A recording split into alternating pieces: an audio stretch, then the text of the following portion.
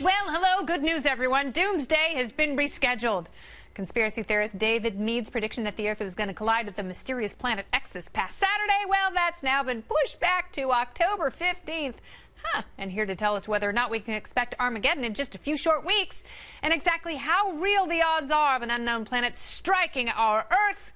Joining me now, astrophysicist Neil DeGrasse Tyson. He's the author of the phenomenal book Astrophysics for People in a Hurry.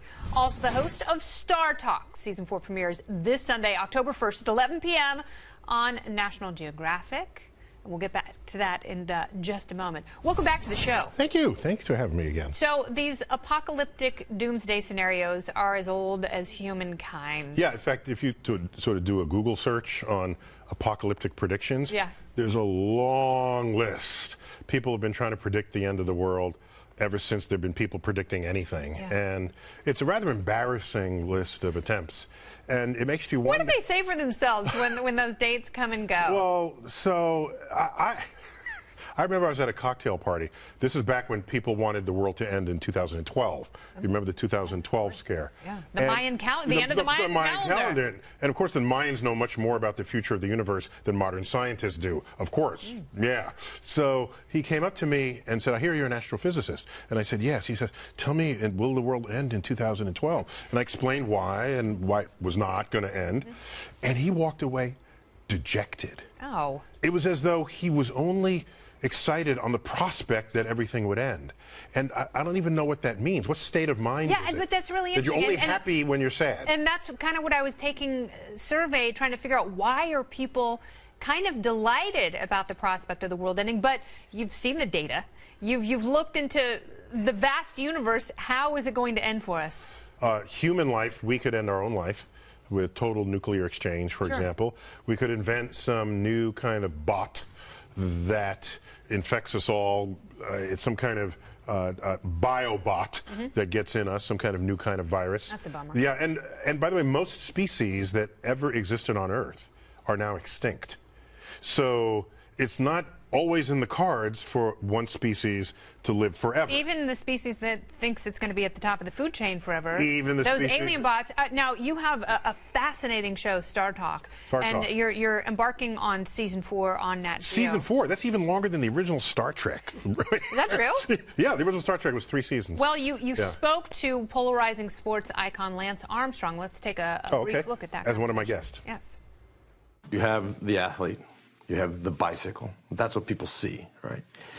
But the way the sport works, it gets a lot more technical and a lot more intricate. You have the team dynamic, you have all of the elements, whether it's wind or weather, road surfaces, crashes, flat tire. You have all of these variables that come in to this sport that people don't necessarily think about. I don't think about it at all. No, you see. It's just your bicycle. Right.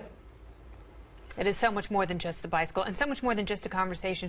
Do you like having conversations like this, these sort of out-of-the-box conversations with people outside of science? It's my favorite kind of conversation to have. Yeah. If I'm at a cocktail party and there's somebody who's an expert in something I don't know anything about, that's who I'm talking to that night. So that the next day it's not, oh, guess what celebrity I met. No, it's guess what I learned yesterday from someone who knew more about something than I did. In this case, it's the combination of a celebrity and someone who has an expertise beyond most viewers. So Star Talk is about exploring all the science that manifests in the life and livelihood of the person with whom I'm having that conversation. That's really interesting because so you come for the celebrity, but you stay for the science. And oftentimes it's the science that fuels the career. Yes. In ways science or technology. Yes. Yes. And so you're a fan or you're not. In Lance Armstrong, there are controversies surrounding him. I didn't care so much about the controversies as much as I did about his expertise. Of course, we went there. You can't sweep that under the rug